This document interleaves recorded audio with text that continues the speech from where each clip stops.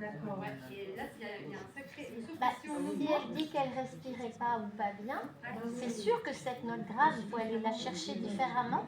Et peut-être elle ne pouvait pas la poser sur sa respiration et elle ne l'avait pas. Parce que si on reste dans la tonalité originale, parce que là, on n'était pas dans la tonalité originale.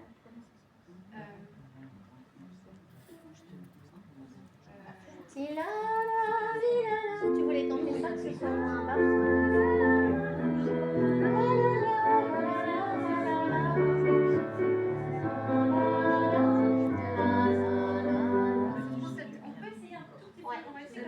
Parce qu'en fait, les aigus, tu les as, faut pas que tu en aies peur. Ouais. C'est la note grave qui se perdait un peu. D'accord. Et je pense que le début, même, alors par rapport à la version que Corinne aime bien, je ne sais pas si vous connaissez cette version-là, de Emilia Pérez, où le début est très calme, elle est quasiment a cappella. Normalement, je ne devrais même pas jouer au début. Mais c'est hyper dur, parce que du coup, on se sent tout seul, etc. Donc là, on va essayer de la refaire peut-être en un peu plus rythmé, avec un peu plus de piano dès le début, en sentant le... comme une danse, en fait. Mais tu vois, prends-le, ce balancement. Il y aura plus ce problème de carrure. Parce que tu repars vite, en fait. Et prends le temps d'écouter la fin des phrases, parce que là, je pense que c'est le stress qui fait que la peur du vide fait qu'on part trop vite, etc. Et puis je lui dis, il y a tous ces paragraphes, là, mon Dieu. Là, on ne refait pas tout, si tu veux, tu vois. C'est juste d'être bien installé dans ce que tu proposes, en fait. Et je suppose que personne ne connaît cette chanson-là par cœur. Il n'y a pas forcément de... Tu pourrais dire non, moi c'est pareil. En fait, c'est pas grave si c'est pas... C'est espagnol quand même. Mexicain nous a dit les paroles. Ça fait pareil. Oui, il doit y avoir elle a des deux textes variantes. différents, elle est précise. Pas caler le mot comme il fallait. Et du coup, tu souffles dessus. Au pire, fais, si tu sais plus trop parler, mais qu'on est plus. Tant pis pour les paroles, il n'y a pas de Mexicain dans la salle. Mais tant pis. À l'école, ils veulent se faire toujours engueuler. On va vous pas. On n'est pas.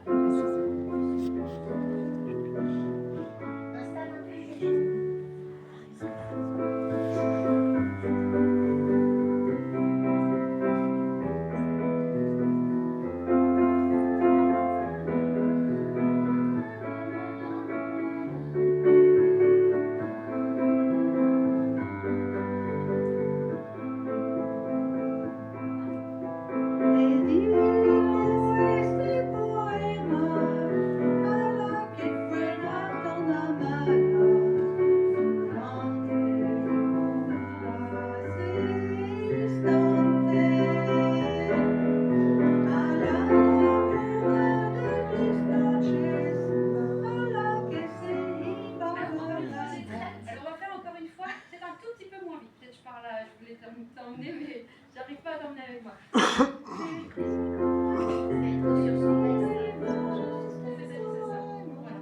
Et plus proche le micro, comme si presque collé au nez en fait. Encore? Dedico este poema a la que fue tan amada durante fugaces instantes, al amor de mis noches, a la que se iba el alma sin nunca hablarme de ella. Aquel bebió de mis fuentes y cuyo misterio mi falta como una estrella errada. Aquel me dejó ser libre y también como el aire, tan libre como su aroma. Aquel dulce cantar. Tu vois, en fait, il faut que tu trouves le mouvement qui t'aide. Tu vois, qui te permet de ne pas perdre ta carrure. Parce qu'il y a des moments, tu ralentis un tout petit peu. Tu ne l'as pas beaucoup fait là, mais tu l'as fait quand même. Et du coup, je pense juste, c'est parce que tu écoutes et tu analyses en même temps que tu chantes. devant. Si on a raté une note, 2 phrases avant, tu peux pas y penser pendant tout un concert qui dure 1h15. C'est pas possible en fait.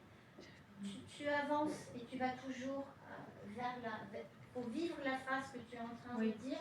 Ça va t'éviter de ralentir. Et du coup, il faut trouver ce mouvement. Si tu n'as pas de pulsation intérieure, il faut le voir dehors.